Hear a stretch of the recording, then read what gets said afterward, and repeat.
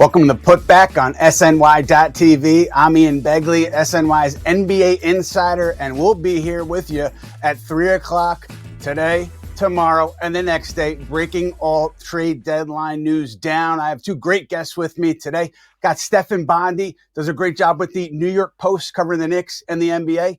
And I have the man himself, CP, the Fanchise. You all know who he is. He doesn't even need an introduction at this point. But for now, we're going to jump right into the baseline. And instead of getting right into trades, we want to take a little retrospective here, talk about how we got here. And obviously, it starts with a couple summers ago. I'm going to go back to the Jaden Ivey draft when the Knicks were talking to Detroit about possibly moving up to get Jaden Ivey. Knicks needed a point guard at that point, just like they had for most of the last 20 years. But instead of making that deal, Knicks end up dumping salary to the Pistons, and they were able to sign Jalen Brunson, and he changed everything, as you know. Isaiah Hartenstein, strong signing. Donte DiVincenzo, very strong signing. And the Knicks have put together a product here that, seems sustainable. It seems like a core that you can build off of as they sit here in fourth place in the East. But let's get to the injury issues, because we have Quentin Grimes out with a knee ailment, and he's been out for a few games, and he hyperextended the knee. I'm told that there's no structural damage there, rather. So I think they're just being cautious at this point. And big one is OG Anunoby. There's a lot of mystery surrounding that one. I was told that late last week that he was making some improvement. I asked Tom Thibodeau about the idea of holding him out until he's 100% better or bringing him back before then. He didn't really answer the question, but he said, it's his shooting arm, so we want to be cautious. And that tells me that they're waiting here for him to be all the way back. Steph, I want to go to you first. What do you think about the OG situation? What do you know there? Well, I think part of what Tibbs' answer that day was we have to wait until he feels comfortable, meaning OG. And Tibbs' history with saying that phrase is usually like it's a pain tolerance thing, and it's going to be up to the players. And I'm sure it's a collaborative effort with the medical staff. And I said on CP's show yesterday that if you look at OG's history, he's not going to play 82 games. He is going to wait until he's fully recovered. He's going to wait till he's 100%. And if you look at his injury history, he doesn't, he's played, I think, 70 games only once in his career, and that was his rookie season. So in a lot of ways, it doesn't surprise me that they're taking it slow with the elbow. And also, you got the All-Star break coming up. So you might have an opportunity to rest that thing up and make sure he's fully healthy for the stretch run. And CP, when you look at Saturday's loss to LA, what did that tell you about this team? What did it tell you about what they should or shouldn't do at the deadline? Yeah, as it relates to Saturday night, they just didn't have it that night. They couldn't shoot.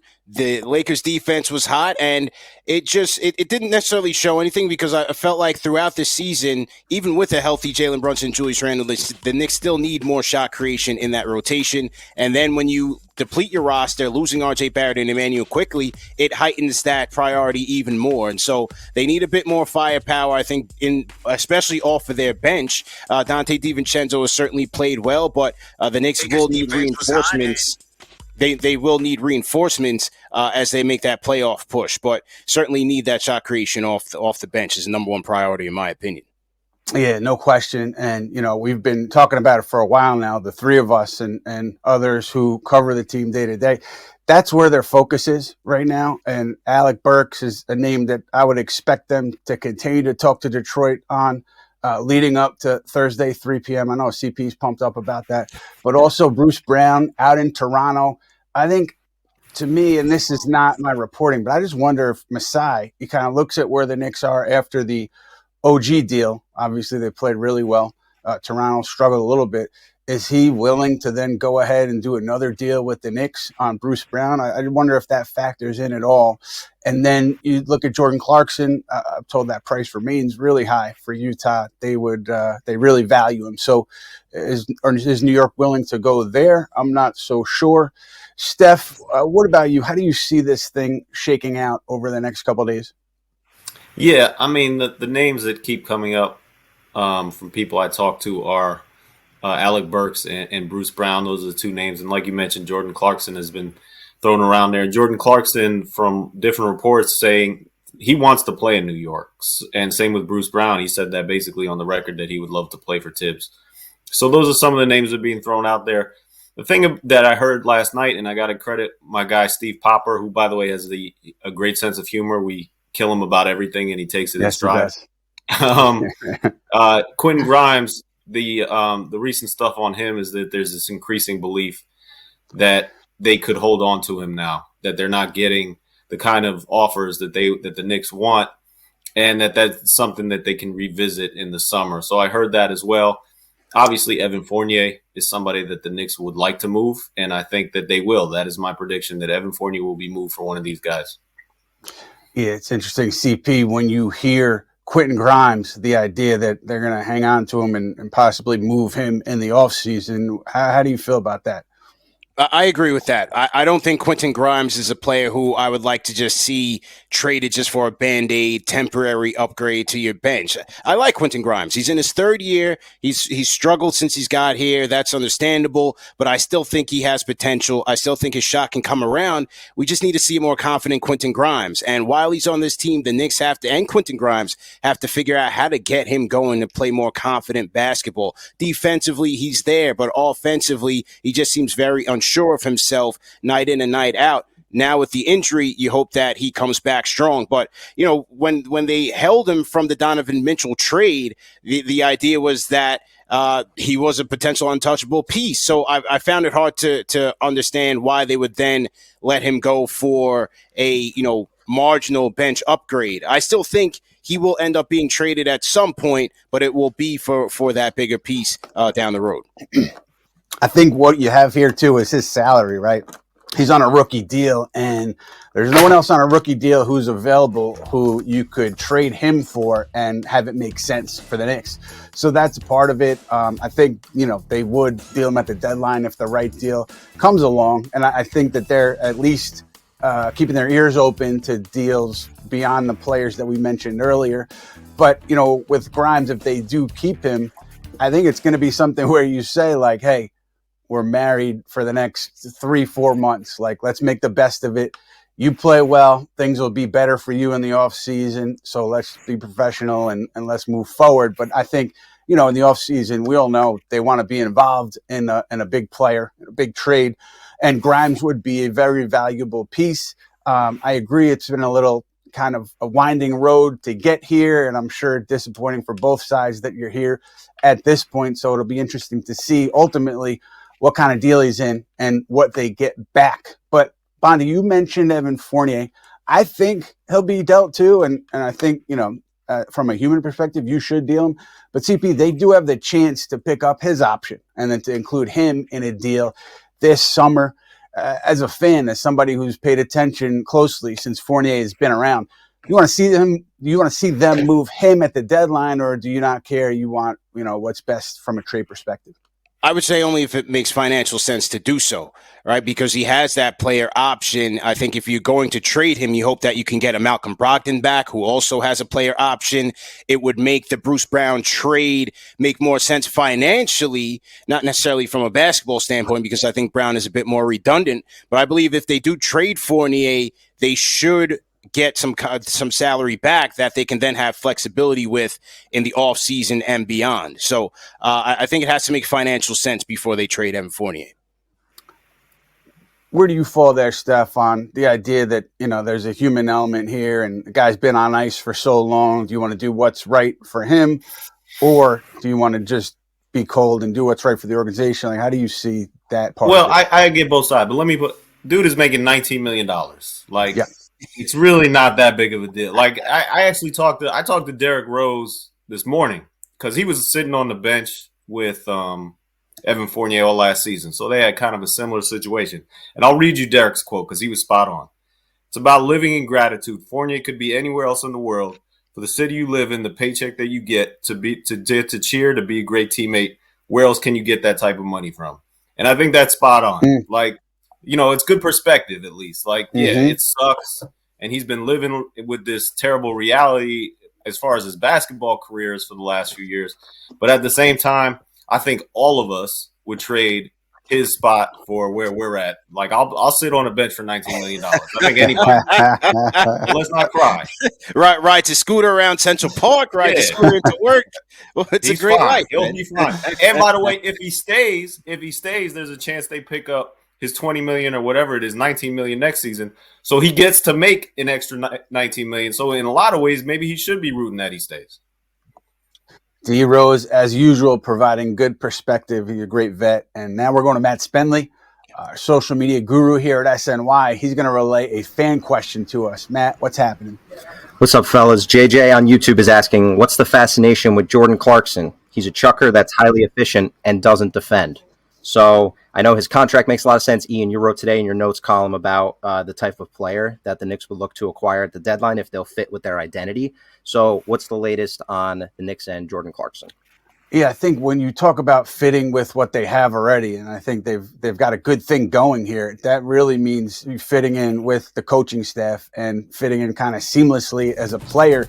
I don't know whether Clarkson would or he wouldn't. I don't know how Tom Thibodeau feels about him, but I think when you look at the trade deadline, you kind of have to look at it through that prism. I'm not saying Tom Thibodeau is making all the decisions. For sure, Leon Rose is making the final call on everything. But based on how this season is going and where you are in the year, is the player a Tom Thibodeau player? That's why, going back to Alec Burks, going back to Bruce Brown, those are the two that I'd be paying close attention to, and I expect the Knicks to continue to inquire on. So we're going to get into more trade details in a moment here, but I want to remind everybody that this season of the Putback is now in podcast form. So download it wherever you listen to your podcasts. CP, Jordan Clarkson, fit or not a fit? Yeah, well, for one, I think it's funny. Now everybody's beating down the Knicks door. Everybody, back in the day, nobody wanted to play for the Knicks. Now, I mean, the clock didn't even strike zero in that Knicks Raptors game before Bruce Brown is putting his name into the hat for Tom Thibodeau. So I found that funny, but I think the fit is it's a worthwhile question to ask, because I do agree with JJ. I look at Jordan Clarkson as a chucker. Yes, he can get hot. He's one of those microwave scorer archetypes, if you will, but I don't see him fitting in and being a Tibbs type of player. And if I had to rank them in order, that's why I put Alec Burks number one, because he's been here before. He knows the offense. He's the guy that you can plug and play, and he'll be ready to go right away. It's the reason why I think they keep bringing back Taj Gibson, is his familiarity with the way things are done. And then secondly, I add Bruce Brown to that list because of, the contract flexibility. But then Clarkson, I'm not so sure if he's there for the Knicks. That's why I put him third on the list. Yeah, the other piece here, I think Clarkson or maybe a deal with Washington becomes more enticing if Precious Achiuwa wasn't playing well. To me, he's kind of solidified, as for right now, that backup center role, and he lessens the need for the Knicks to go out and get a backup center. That's what teams in touch with them recently have come away with. So, you look at Clarkson, or even like a Dejounte Murray, or any other player in Atlanta, Bogdanovich, and I just think that the need there is less if you're going to try to pair that player with a center. So there's that. But then you also look at, just Burks. I think he knows them well, and they know him well, because it's the same front office, it's the same coaching staff, and they had a great appreciation for him and what he did in various ways all throughout that season, the injury-riddled season. So I think the fit is important there. The money, it's a little funny. If you sent Fournier over there, Detroit has to give you another player to make it work. Interesting thing to me there is Kevin Knox has a trade restriction, but he can be moved on February 8th ahead of the deadline, and the math works. So they do have to figure out the math. Also, everybody's trying to figure out where Detroit is, like on Bojan Bogdanovich too, which the Knicks had checked in with Detroit ahead of last year's trade deadline on. People are trying to get a read on which way they're going, and are they going to move Bogdanovich? Are they going to move Burks? I think Burks is likely. Bogdanovich not as sure on. So other teams' preferences and other teams' desires and how they may change over the next 48 hours will impact the Knicks too. And also a quick trade note here. I do think that when you look at Brooklyn and you look at people throwing around Nick Claxton's name, I checked around on that. I don't think there's anything there at all. They want to bring him back, and they want to, make sure that they take care of him financially. The issue there, I think, is the repeater tax for them if they get above the luxury tax next year. they get hit with the repeater tax, so they have to figure out how to keep him and stay below the tax next year. But that's just a quick aside, because Steph, I want to get to you and Leon Rose and Rich Paul. And I think Brian Windhorst said on First Take yesterday, like, this was the biggest story that was kind of under the radar. So where do you think this leaves the Knicks and Klutch at this point? Well, I think a lot of the reaction to that story was, first of all, well, they got to be talking about some specific player. My understanding was it wasn't just about one player, whether it's Dejounte Murray, whether it's Jordan Clarkson. It's about repairing a relationship that had been strained for quite some time.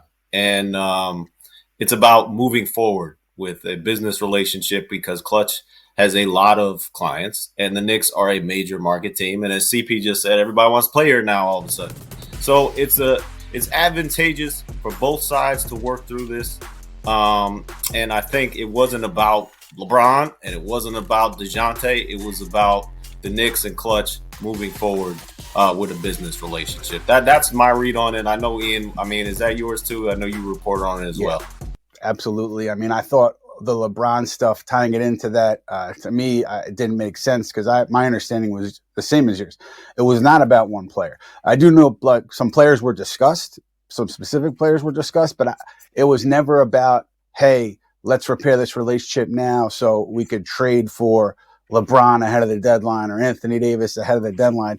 It was more so global. It was Rich Paul meeting with William Wesley and Leon Rose. The meeting with Wesley took place prior to the meeting with Rose. And I think some people at the Knicks are happy that this happened, because they felt that not having access to an agency such as Klutch just is not good business. So I think there some important people were glad that this sit down took place. And Steph, you and I were joking about how it's kind of like a mafia sit down. You break bread. Like fellas. which is fun stuff. CP, what was your read on this whole thing in terms of the Knicks and Klutch, and looking at this team now? What do you think it could mean moving forward? Yeah.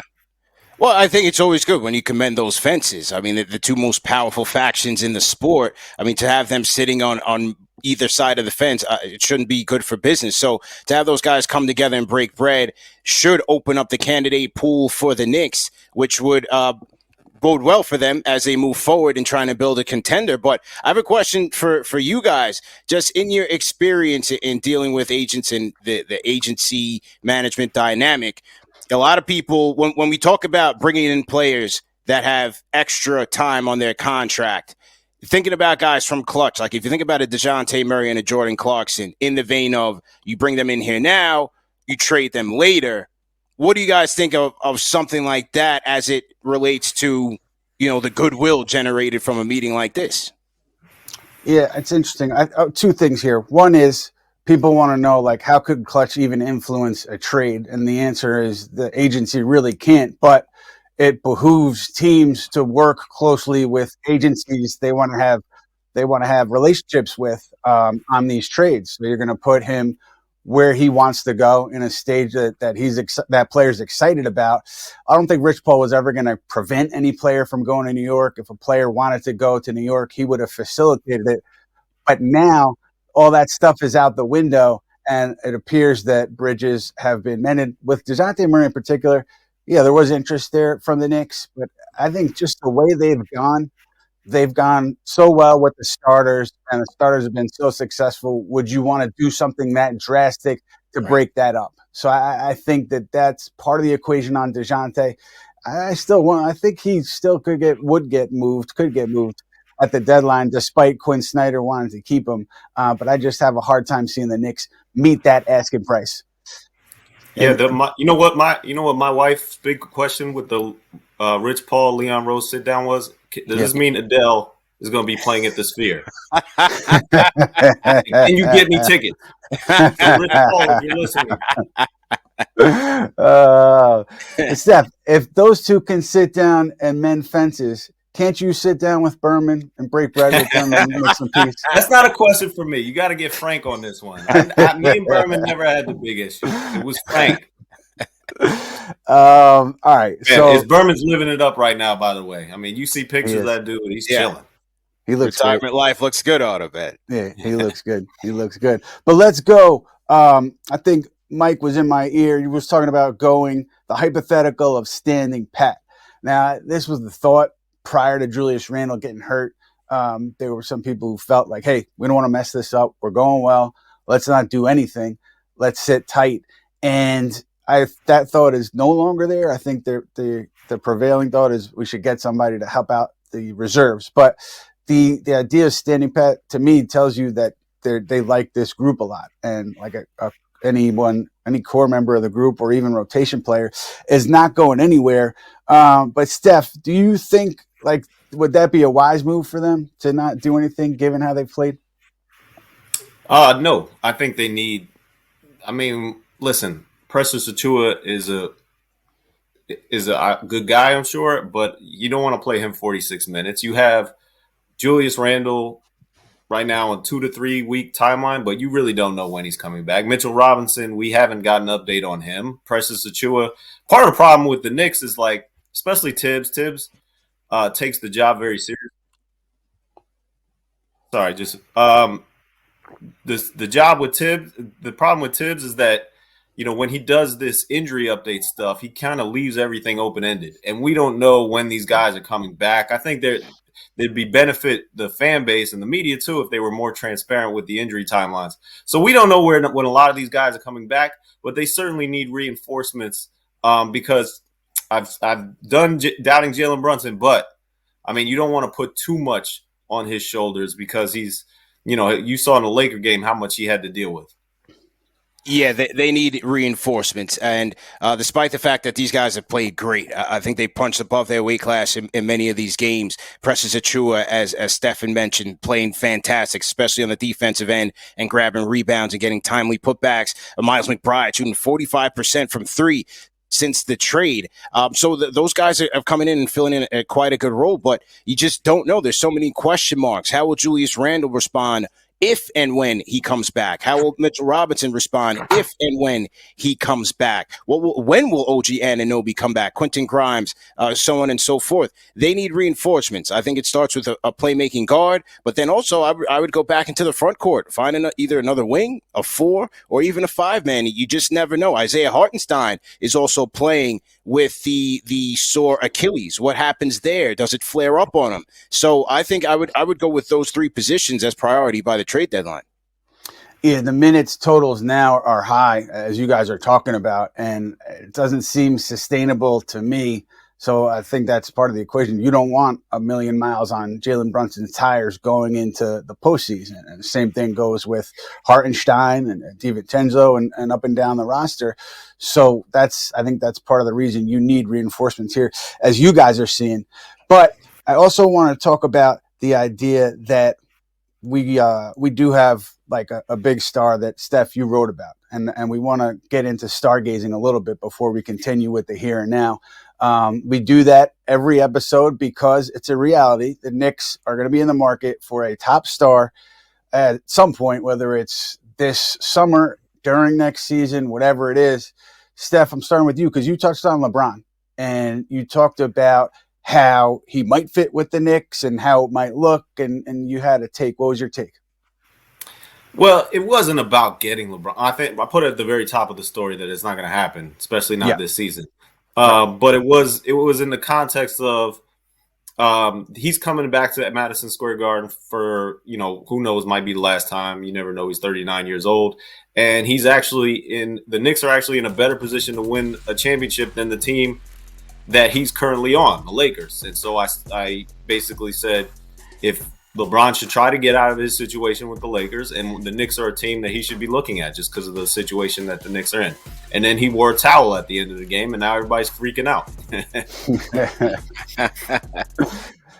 Just for the record, I think I saw Taurean Prince with that towel on as well. Maybe he's also putting pressure on the Lakers to force them to do something at the deadline, as LeBron reportedly was. But anyway, yeah. No, but I will say this about that. Yeah. I do think, you know, talking to people who would know, and certainly Brian Windhorst knows LeBron better than anybody, saying that this is basically his MO. This is his game plan. He tweets. He makes people feel uncomfortable. He does things like put other teams' towels over his shoulders to kind of force his own team in this circumstance, the Lakers, to upgrade, because he has no use for the draft picks that the Lakers have. He has no use for these rebuilding pieces. He wants to win now, and that's understandable considering where he is in his career. Right. Yeah, the playbook is well established for LeBron, for sure. And I wonder if LA makes a big push on Dejounte Murray and they end up acquiring Murray, I think that puts the Knicks in better space to land Bruce Brown, because LA would be right there for Bruce Brown. So what Los Angeles does, I think, is certainly relevant to Knicks fans, and not a star, but Malcolm Brogdon. His name has been out there. I think Woj said on his podcast that he's unlikely to be moved. I hadn't heard at all about any serious talks between the Knicks and Portland on Brogdon. I know there were some reports linking them. Hadn't heard much there. Steph, did you hear anything? And what do you think about the potential fit? I think he would. I haven't heard anything about Malcolm Brogdon. I don't understand, but I'm not buying this idea that's being thrown out there that the Detroit Pistons aren't going to move their guys, because why, it doesn't make any sense. Why are you going to keep Alec Burks? What is the point of keeping Alec? What is the point of keeping Boye? You are the worst team in the NBA. And that also applies to what the Trailblazers are dealing with right now with Malcolm Brogdon. It makes no sense. Now, I think and I understand the Pistons are the Pistons. Troy Weaver has not done a good job, and maybe he's just incompetent. But I think that these guys are going to get moved, whether or not it's the Knicks. And despite what you're hearing, I think a lot of the stuff you hear around the trade deadline is just posturing from teams. They try to get a better negotiating going. And I think that's what's happening with both the Blazers and the Pistons. Right. And CP, Brogdon, for you, good fit, bad fit?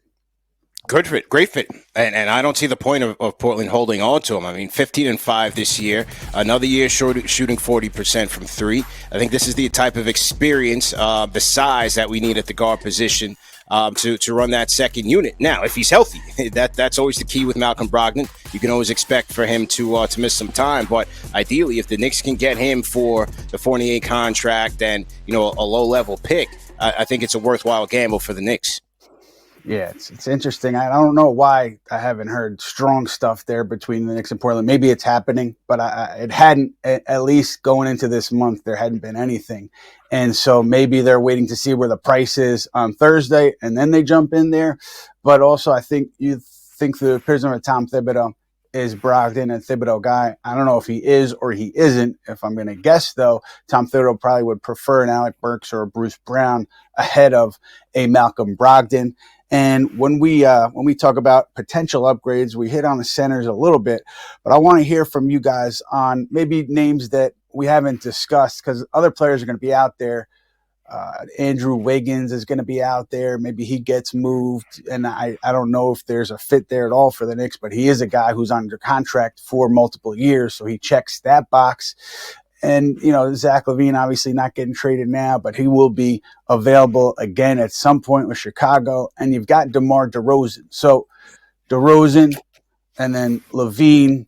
I mean, what do you think about potential fits and Wiggins? Of those three, CP, who would you go after? Probably none of the above. I mean, with Andrew Wiggins, I can't take on a guy who's got heart issues, man. Not physical, but up here. Like, where does he want it anymore? I mean, this was a guy 3 years removed from potentially being a Finals MVP with the way that he played defense on Jason Tatum, and now you don't even know if he wants to play the game anymore. So I would stay far away from there. Zach LaVine, walking injury and a bloated contract, I would stay away. And then with DeRozan, I still think it's an interesting fit with both Jalen Brunson and Julius Randle in that lineup. A free agent in his own right, what would Chicago be looking for here? They don't believe that they are even out of the running in the East. You hear Vucevic and these guys talking like they still have a chance. So Chicago's another team where it's not even clear their motivation to trade some of these guys, because it seems like they want to play for the play-in and beyond. Yeah, the risk obviously with DeRozan, he's a free agent. I think that Miami will at least check in with Chicago on DeRozan, or has, because I think that's a place where they could see themselves re-signing DeRozan, but that's a big part of the equation on DeMar. But let's go. I had heard rumblings about DeRozan in the Knicks, but yesterday, a source turned it down, said there's nothing going on there. Yeah, it's similar to Brogdon. I hadn't heard anything there, of substance. Maybe things change, but it would be a little strange on a player like that for them to shift gears at this point, the deadline. CP, we talked about the centers. Do you think what they have right now, even like Mitchell Robinson, whether he comes back, doesn't come back, they have what they have right now, is that sustainable for you when you talk about a playoff run with this team? If they can stay healthy, sure, because Hartenstein has done more than enough to carry the load here for Mitchell Robinson on both ends of the floor. Like I said earlier, the key thing is how's his left Achilles and will he make it to that stretch run? Precious Achiuwa has proven that once he's settled in with this team, he can be a valuable backup commodity there. And then I thought Jericho Sims has been playing well in his spot. So I think they're fine there for now. Now, if Hartenstein is to get hurt or is he going to walk in the offseason, do they look to go get some insurance by the trade deadline? Is there a piece that they can get according to their price? We'll just have to wait and see. But for right now, with Hartenstein and those guys, I think they should be okay. We do have a game tonight, Steph Bondy. We've been talking about the future, but let's talk about tonight. What do you think in terms of Memphis? They're banged up. It's brutal. But then you look ahead and the Knicks have Dallas coming here, Indiana coming back, which is going to be interesting. They go to Houston, they go to Orlando. But that Indiana game to me is going to be fascinating given how things played out the last time the Pacers were at the Garden. What do you think they could do in this stretch here, Steph? Do you think like they should roll over people even with the injuries, or do you think the injuries catch up to them? Not tonight necessarily, but looking ahead. I don't think they're going to roll over people. Maybe I'm underestimating them. They're going to roll over Memphis. Have you seen their injury report? Yeah, that's crazy. It is brutal. They're having a rough season, man. Yes. I love watching. I love when Dallas comes to town. I don't know why. Luka is exciting, and Kyrie Irving. I think he's coming back. So that's going to be a hell of a game. And then going on the road isn't easy. I mean, you mentioned the Pacers first at home, but Houston isn't the walkover that they used to be. Right. So no, I don't think they're just going to be walking over all these opponents, especially if OG's not available. Yeah, and CP, standout player for tonight. Who do you got? Ryan Arcidiacono, wow. in the stats, has been scoreless in some odd games. I mean, it could be that type of night tonight because with Memphis, I mean, there's no Bane. You have Triple J, who's doubtful in this game. Derrick Rose is questionable. I don't know, Steph, if you spoke to him, if he plans to play tonight. But, it could be one of those runaway games where Ryan Arcidiacono gets in and puts some points on the board. And by the way, they're having fun with that. That was funny online. They're having a good time with the podcast there. But that is going to do it for us, fellas. Be sure to keep it locked in on SNY because we got Honda Sports Night tonight, 11 p.m. Steph Bondy, we thank you for joining us. CP, the Fanchise, we thank you very much for joining us. Thank you, guys. And on the Putback side, we're going to be back tomorrow, 3 p.m., hitting on the trade deadline, hitting on everything else going on with the Knicks and the NBA. So be sure to check us out then.